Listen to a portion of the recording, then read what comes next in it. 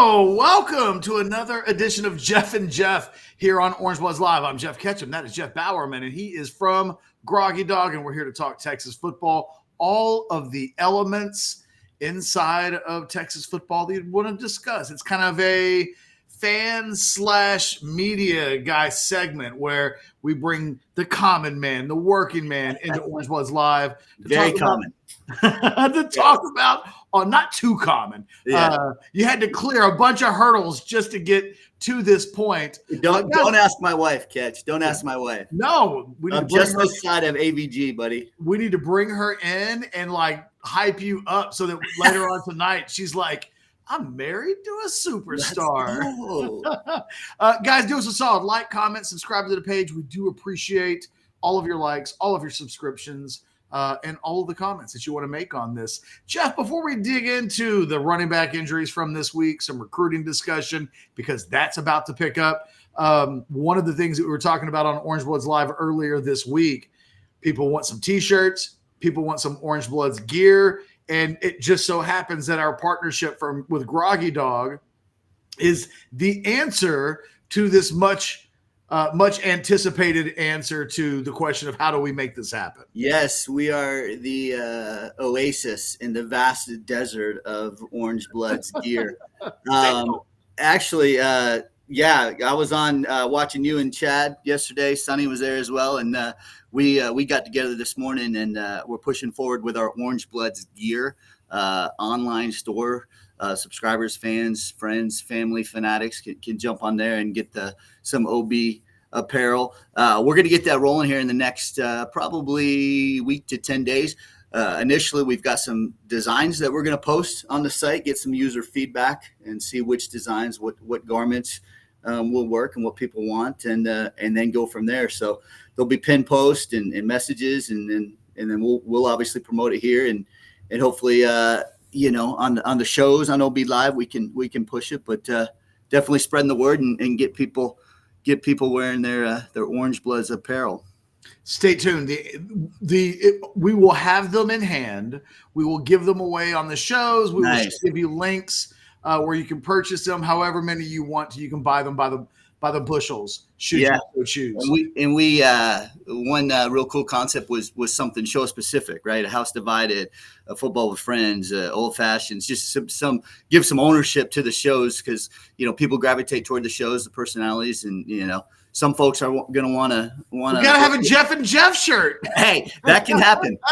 Yeah. Some people going to want to rep football with friends. Other people house divided. Some people the old fashioned, but we'll have a different taste for different palates.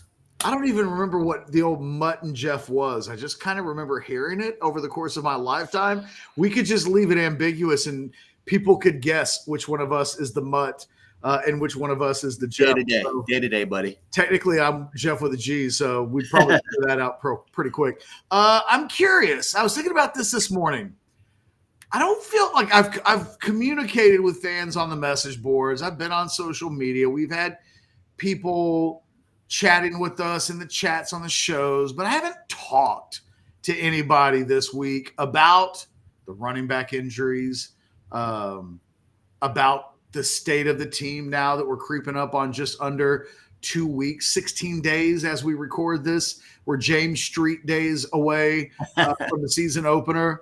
Yes, sir. How are you feeling? What's your vibe on camp and more specifically, Texas running out of running backs? Yeah, to drill down to that last specification there, the running back is concerning. I'll tell you why I'm concerned, and then I'll tell you why I'm optimistic. Right? Let's look at both sides of this coin. The concern standpoint is the SEC is a physical league, front seven. In the SEC. Is comparable to, an NFL front seven. And so there's going to be games, there's going to be situations where you have to run the ball to win a game, to be effective, whether that's Georgia, whether that's A&M, whatever it is, there's games that are going to come down to, I think back to a TCU game, I think it was 2 years ago, where Bijan ran the ball 9 out of 10 times and chewed up the clock and we walked out with a win. There's going to be games like that where you need to lean on the running game and catch or Sark the common mistake. Sark is going to need to go to that running game. And I don't know if the without Baxter, Baxter to me was that guy, that 4-minute offense guy. And that's the concern, is that you lose him and you don't have that bullet in the gun when you need it. What's interesting about Baxter is sometimes you don't know what you have until you no longer have it.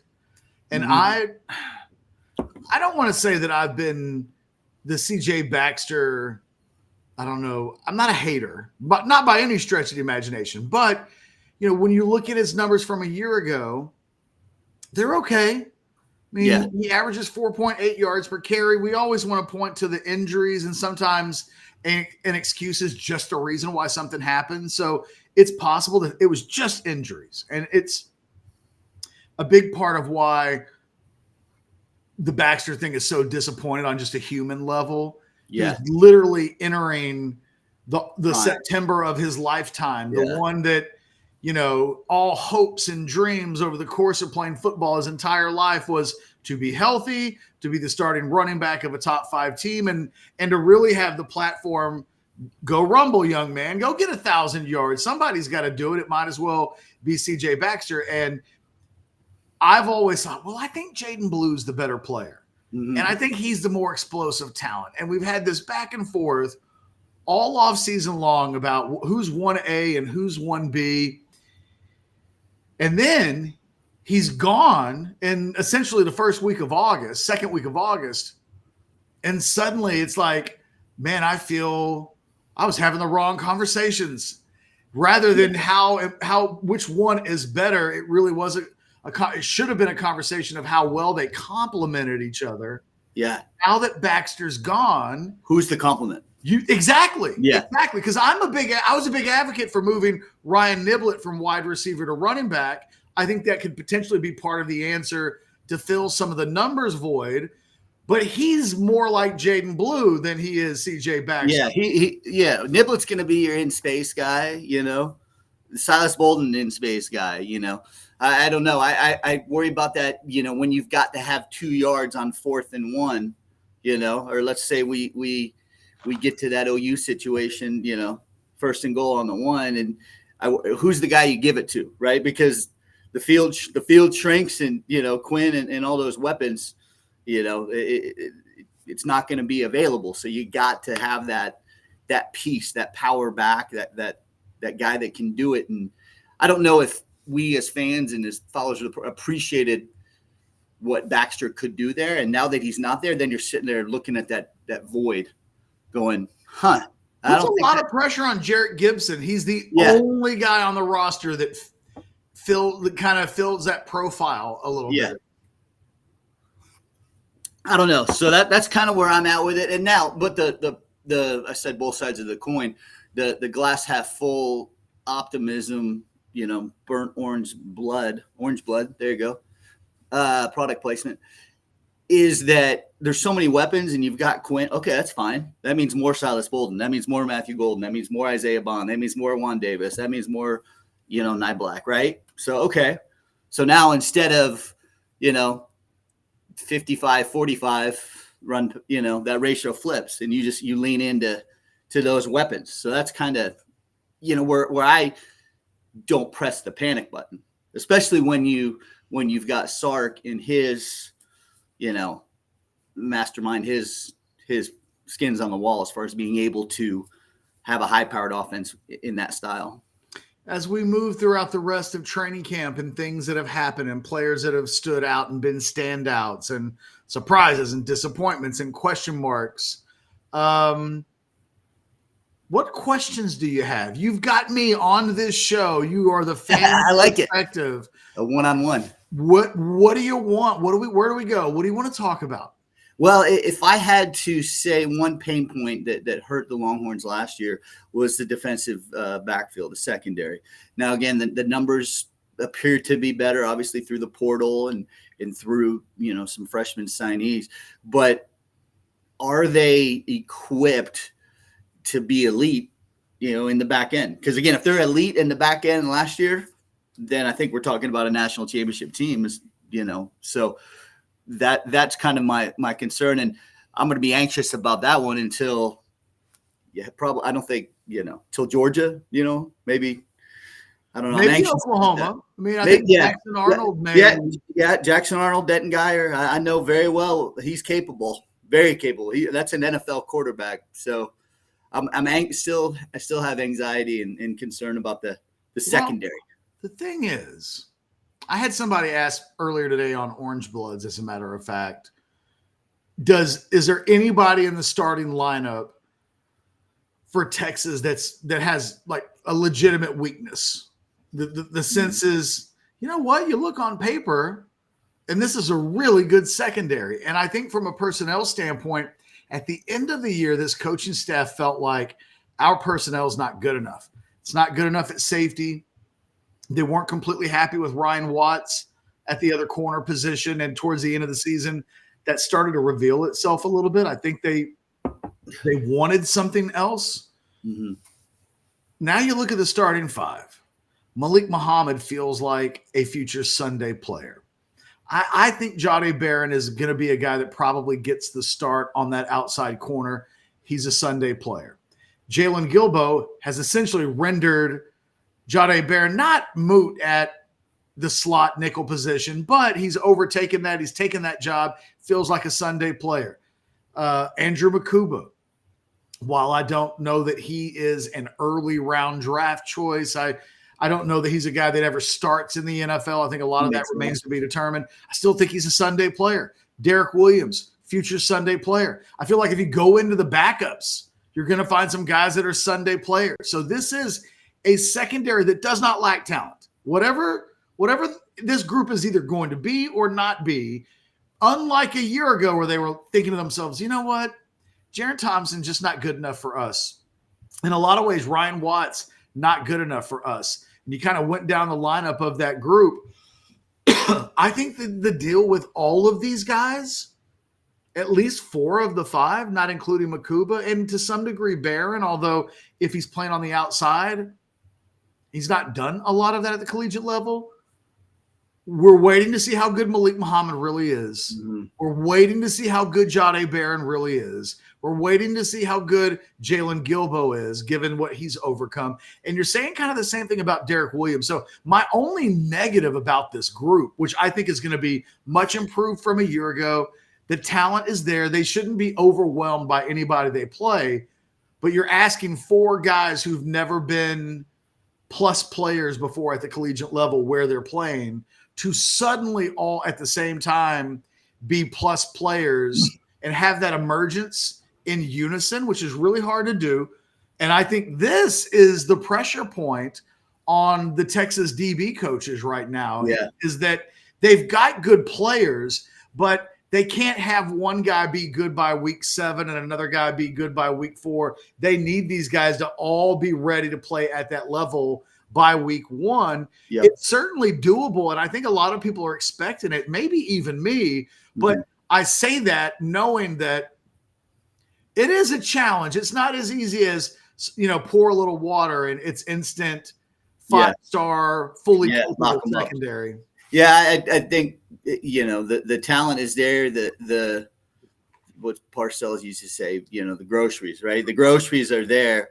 I think that they're Sark's groceries. Yeah, I mean, and the accountability is going to be on Joseph and Gideon, right? Okay, you've got this. Now we need this. We don't let OU go 76 yards in a minute 25 and lose the Red River Showdown.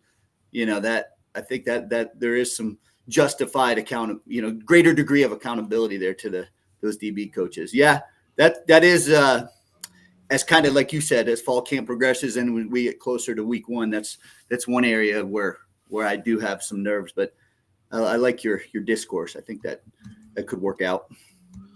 What other positions are on the tip of your tongue, on the forefront of your brain right now? I mean, wide receiver seems to be everything is playing out kind of as expected. I mean, luxury, right? I mean, that's a great, awesome problem to have if Ryan Wingo is your 3rd or 4th receiver, because talk about a Sunday player. That dude looks like a Sunday player right now.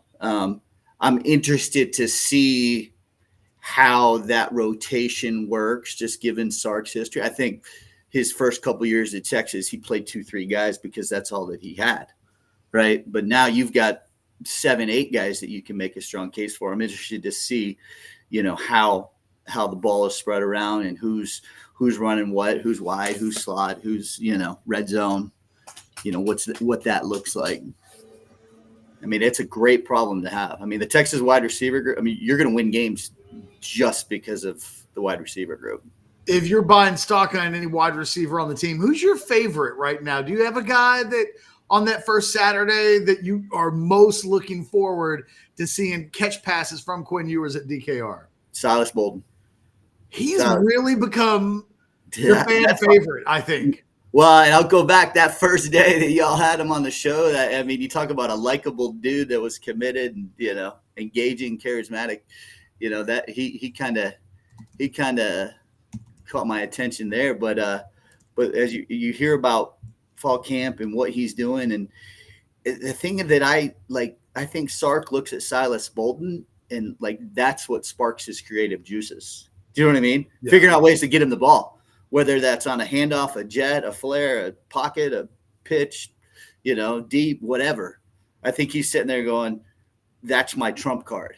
And he'll use it. I hope he uses it. That's you talk about, I talk about the rotation, but Bolden is the guy that he's on the field, right? Because you can't, how do you cover him? The thing that Bolden, so I was thinking about Isaiah Bond, and I think back to the spring game when Ewers was not on the field and Manning was, Isaiah Bond was getting target after target after target. And I remember walking away from that game thinking, okay, well, we just watched a head coach who's force feeding a receiver into a role that he's going to need to be ready for when the season begins. The difference between Bond, Silas, and everybody else on the team at that position is that Bond and Silas Bolden are playing for the NFL now. This is Bolden's last year. Bond's in a draft eligible year. So if he has a big year, he's able to go pro. I think there's a seriousness. These guys combined, I think will be going into their 8th seasons. This will be Bolden's 5th season. This will be Bond's 3rd season. And I think, we talk about a Ryan Wingo, and we talk about even a Jonte Cook, they still have a little bit of time. They're still trying to figure it out. These are older guys that have done it before who are trying to have one last big season to serve as a springboard to go to the NFL. And those are my two guys. I think if we're talking about who are the two leading receivers on this football team, I'm going to go with the two guys that are going to be the most serious every time they step on the field. These aren't games for them. These are opportunities to elevate their future livelihood. And I think Bolden definitely feels that. This is it. I mean, in theory, Isaiah Bond could come back for another year, but Silas Bolden has no option but to kick ass and take names in these upcoming 12 plus games in the season. Otherwise, all these things that he is hopeful of playing for won't materialize. And I think that serves as much of a motivation as anything, the finality of it all. That's why it's always good to have a senior-laden squad, an older squad. They understand this is it. I think that was one of the real secrets to Michigan's success a year ago. Is a lot of desperate football players who knew this is the final time I get to suit up in a Michigan Wolverines jersey. Got to make it count. And I think there will be a lot of Texas football players carrying around that same kind of thought process all season long. Jeff, urgency. That's the word. That's the word. That ought to be the team motto this year. Just urgency. Let's go. Scrimmage is on Saturday. Before we move on to recruiting, I'm curious, is there anything – it might be as simple as defense seemed to get the better of the offense in the first scrimmage. I think I could set my watch by the idea that in scrimmage 2, the unit that doesn't do as well as the other one in scrimmage 1 performs the best this time. Is that it? Is it anything other than the offense strikes back and has a day would be a bit surprising? I would be surprised if the reports were the defense controlled it again. I think you're going to see the offense respond, and there's going to be more explosive plays and a little more aggressive, tone to the offense. I expect that. I'm also curious to see, circling back to the running back conversation, what that looks like. You know what I mean? Is it Blue? I hope not. I mean, I'd probably sit him on the dang sideline, but who is it? Is it Gibson? Is it Niblett? Is it Gillette? Is it Juan Davis? That kind of thing. I'm curious to see. Are they going to put Jeff Bowerman back there in pads and see what they can find out of a running back? Man. Hey, speaking of, Chance Mock said on the Outsiders yesterday, what did he say? He could win 6 games playing quarterback for the 49ers right now. So I'm gonna learn from Chance's. Yeah, I watched it this morning. I'm up working. I turn it on, and he says that, and Blake was funny. He goes, "Yeah, someone already grabbed that and put it on Twitter." So I'm gonna learn from one of my favorite former Texas quarterbacks, Chance Mock, and I'm gonna not do as I'm gonna say. So no, I'm not in the backfield. Let's see Juan Davis back there. Oh, that's your boy. I gotta go that's watch your boy, the Chance Outsiders from last night. Yeah, that's him, man. Old school. You know him from back in the day. You've heard that kind of bravado from number 5. So if we move on to recruiting, let me lay this out for you. You tell me how you feel about this. As the days go by, I definitely don't feel like Texas is going to get Michael Fasusi.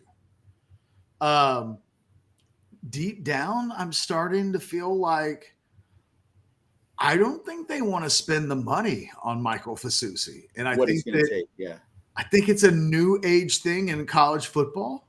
This idea that you got to pick your spots as to when and where you might spend. But like Michael Fasusi's going rate's going to be about $1 million in NIL.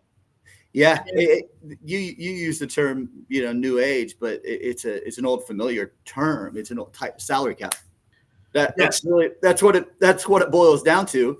So yeah, well, and I also think, Jeff, it's also a little NFL draft like. If we were like, hey, do the Cowboys draft a left tackle this year? It's like, well, no, because they took one last year in the draft, and so they need that guy to be good, and they need to invest elsewhere in the club.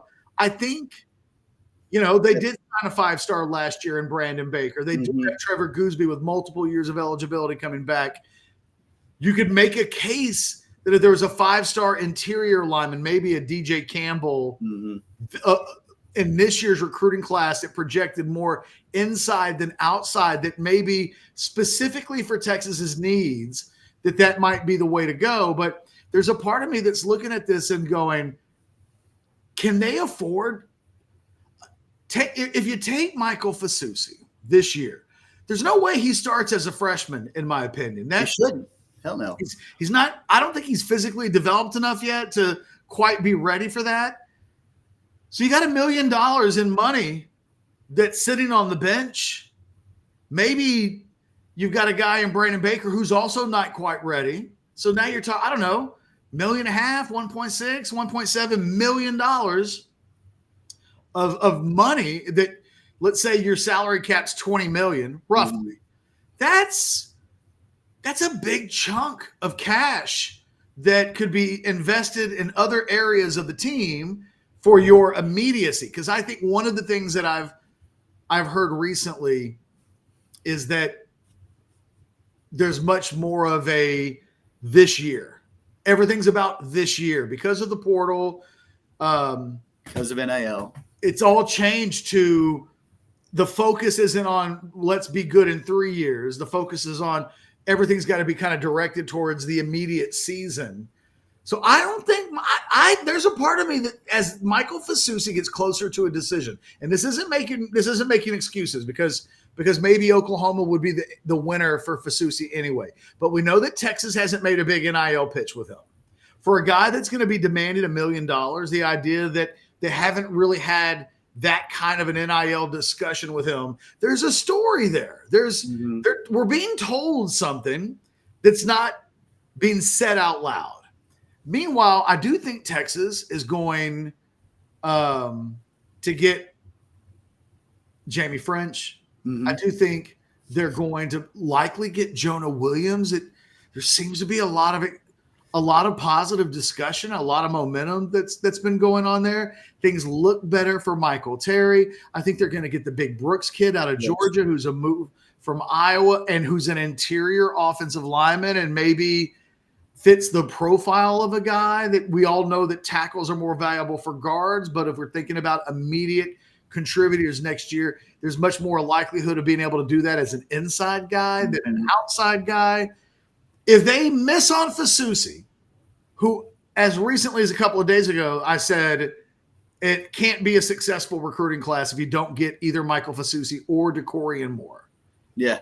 But if they don't get Fasusi and they sweep the board and get the other four, how are you feeling? Win. And the reason being is because I think what you've got in the program, what you've got committed money-wise, you're counting on Kyle Flood, right, to coach him up. I mean, look at this year with Gooseby and, the other big guard. Gosh, I don't know why I'm drawing a blank on his name. The dude's a monster. The other 5-star from a couple of years ago. I mean, he's going to be a star. DJ Campbell. Yeah, Campbell, right? So when you look at what Flood has been able to do and where the offensive line is right now, and you look at the pieces in the program, I think there's a greater going back to the right now, immediate need for those other players. So I kind of track with your logic of, let's take an NFL approach to it. And you know what? Just to follow up on that, hypothetically, this is you and I talking out loud. Yeah. If you were going to spend $1 million on an offensive lineman, which I don't think is a terrible idea, right? But if you were going to do it, they need to play. Right away. Exactly. Calvin Banks. There you go. So why wouldn't you just get somebody through the portal that's a bona fide starter? And if you're going to spend that much money on the offensive line and they have to play, go get the Isaiah Bond of offensive line. Yes. And the thing that hasn't happened yet, but I think, first of all of these players have agents who are already contacting schools and letting them know, hey. Isn't the kid from Alabama already reaching out, the receiver, Williams? I heard that. I heard that. Yeah. Thing is, I reported in the war room that there was some thought that he would end up in the portal after the season's over, potentially just because that's the only true way of knowing what your value is to find out in a bit of a bidding war who's the most interested. Where and it may be that he would stay with Alabama, but he would know exactly what Alabama needs to pay him based on what the open market tells him is available should he be in the portal. I wonder if next year's an even bigger year in the portal. You think about all the guys that Texas on paper might lose. Yes. I think potentially the smart way of investing that money isn't in high school players that have to sit. It's legitimate college level proven starters that will play right away. And they may be off your roster in 12 months, but in those 12 months, you know exactly what you're getting. Yeah. And I think what we'll see too this year is the impact of Bolden and Bond and, maybe one of the D tackles. Trey Moore on the defensive side. Yeah, on the D line, a proven commodity. You're sitting there going, okay, that's worth it. That's worth it. There's less of a bet. Right, you get a little more of a sure thing. Can't have money on the bench. I think that's the moral of the story. Let's put that on a T-shirt. There you go. That's our recruiting. That's our recruiting theme as of August 15th, 2020. If we're offering you in recruiting $750,000, that's bigger than any promise of playing time that could be made. Yeah. Catch, you saw the Baylor shirts. I don't think Aranda was wearing one. I think it was one of his coordinators. We pay players or something. So maybe that's the shot we get out of the bubble is one of the Horns coaches wearing a T-shirt. Can't have money on the bench. Boom. There's every high school in the state with that T-shirt on. Yes. Hey, we're figuring out where Groggy Dog needs to be. In the NIL space. Yeah. Yes, exactly. I'm gonna go down the road to DeSoto. It's not too far from us. Heck, I'm gonna go over to Geyer. They got yes. That's about a mile away from me right now. They got about 20 D1 players. I'm gonna go every year. Hand that shirt out. Can't have money on the bench. All right, we're gonna wrap this up, guys. Comment, like on the page, subscribe to the channel, notifications, all of those things. We're gonna be doing this weekly, so yes, sir. Get used to the Jeff and Jeff show. We're still working out exactly the date. As a matter of fact, as soon as we're done recording on this, I'm going to talk to Jeff exactly about this. But every week, be on the lookout for this video. We'll be bringing the fan experience to Orange Bloods Live. And, oh, by the way, and I think that'll be really fun once we're in the season, because Jeff, I think, will either be ready for the parade or we'll have to learn what it's like to do these videos when things aren't going well. It's a little tougher to show up. Oh, God bless. Yes. I'm better now than I was. Yes. Now that I got kids, I got a little more perspective in life, but I'm telling you, man, it could be tough. There's a noose dangling behind you from this. Yeah, if things don't go right on Saturdays, it affects me, man. It affects me. But that's it, man. That's passion. That's Orange Blood. That's what this show will be from week to week here on Orange Bloods Live. Passion. Yes, sir. For myself and Jeff Bowerman from Groggy Dog. Be on the lookout for the T-shirts. They are coming, including the Jeff and Jeff show shirt. House Divided. We'll have them all. Football with friends. This is what they do.